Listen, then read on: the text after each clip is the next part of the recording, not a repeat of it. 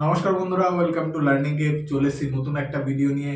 আজকের ভিডিওর মূল বিষয়বস্তু হচ্ছে রেলওয়ের যে আপকামিং 4টি বড় এক্সাম আছে, অর্থাৎ এনটিপিসি, গ্রুপ ডি, টেকনিশিয়ান এবং এএলপি। এই 4টি পরীক্ষার 4টি আপডেট আছে।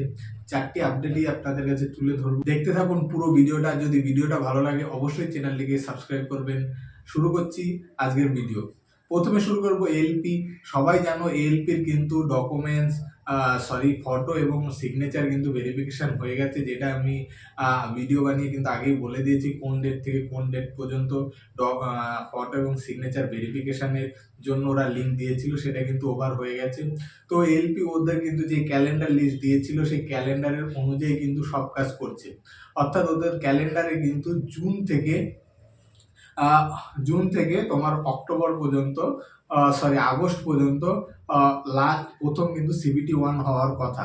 তো সিবিটি ওয়ানের কিন্তু জুন থেকে আগস্ট পর্যন্ত সিবিটি ওয়ান হওয়ার কথা, সে তার মধ্যে কিন্তু পরীক্ষা কিন্তু হবে। অর্থাৎ এই মাসের শেষের দিকে বা সামনের মাসের শুরুর দিকে কিন্তু তোমরা নোটিফিকেশন পেয়ে যাবে কবে থেকে পরীক্ষা শুরু হচ্ছে।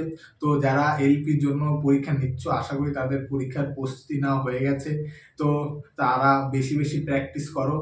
আশা রাখবো তোমরা এলপিতে খুব ভালো পরীক্ষা দেবে। আর মনে রাখবে এলপির কিন্তু আবারও বলছি, জুন থেকে আগস্ট সিবিটি ওয়ান এর মধ্যেই কিন্তু পরীক্ষা হবে, এর বাইরে কিন্তু পরীক্ষা হবে না। সেম প্রসেসে টেকনিশিয়ানের যে ফর্মটা বেরিয়েছিল ওটার মধ্যে কিন্তু অক্টোবর থেকে ডিসেম্বর বলা হয়েছিল। তো টেকনিশিয়ানে যারা ফর্ম ফিল আপ করেছো এবং এখনো পড়া শুরু করনি, তারা কিন্তু অবশ্যই পড়া শুরু করে দাও, কারণ ওই ডেটের মধ্যেই পরীক্ষা হবে। একটুও কিন্তু ডেট পেছবে না, ওর টেন্টেটিভ ডেটের মধ্যেই কিন্তু পরীক্ষা সম্পূর্ণ হয়ে যাবে।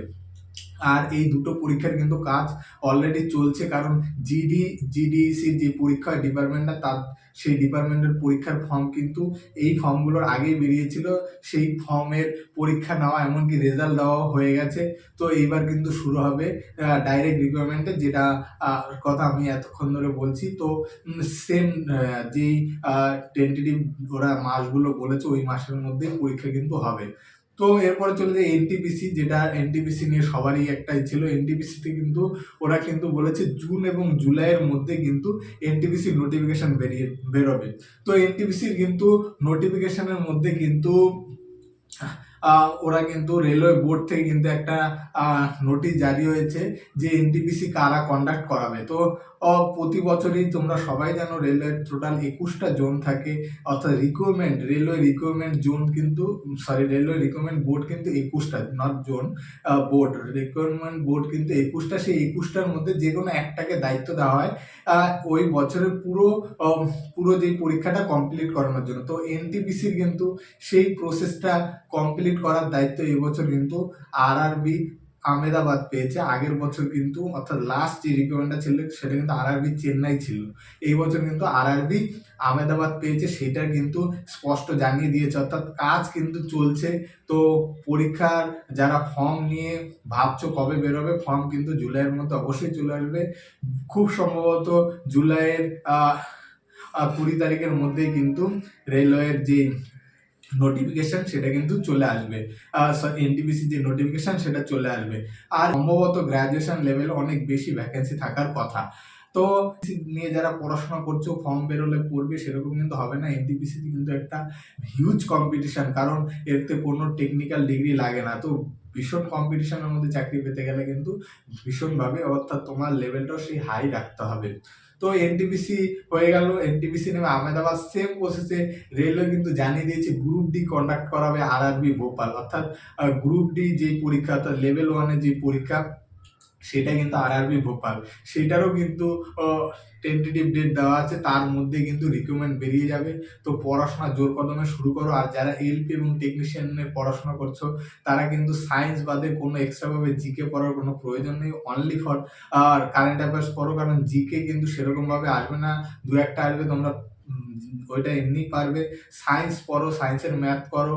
আর পুরো পুরো এনটিপিসি সরি এলপি আর টেকনিশিয়ানের জন্য পুরো মাইন্ডটা সারাদিন, যাদের লক্ষ্য এই দুটো সারাদিন ক্যালকুলেশনের মধ্যে রাখা, অর্থাৎ জিআই ম্যাথ এবং সায়েন্সের ম্যাথ বা সায়েন্স পড়ো, পুরো মাইন্ডটাই কিন্তু ক্যালকুলেশনের মধ্যে রাখো। কারণ তোমার ওই পরীক্ষায় কিন্তু 90% ক্যালকুলেশনই থাকবে, আর ক্যালকুলেশন করেই কিন্তু তোমার চাকরি পেতে হবে। আর ক্যালকুলেশন করতে গেলে কিন্তু সময়ের অনেক সমস্যা। অনেকেই ক্যালকুলেশন খুব ভালো জানে, কিন্তু ম্যাথ বা এগুলো করতে গেলে সময় ঠিকঠাক করতে পারে না। এইটা কিন্তু ওভারকাম করতে হবে। তো এই ছিল আজকের আপডেট। তো এনটিপিসি বা গ্রুপ ডি নিয়ে কোনো চিন্তার কোনো কারণ নেই, বলেই দিয়েছে আরআরবি আহমেদাবাদ এনটিপিসি এবং গ্রুপ ডি হচ্ছে আরআরবি ভোপাল, এরা কিন্তু কন্ডাক্ট করাবে। তো এই ছিল আজকের আপডেট। দেখা হবে অন্য ভিডিওতে। যদি ভিডিওটি ভালো লাগে অবশ্যই চ্যানেলটিকে সাবস্ক্রাইব করবে। ধন্যবাদ।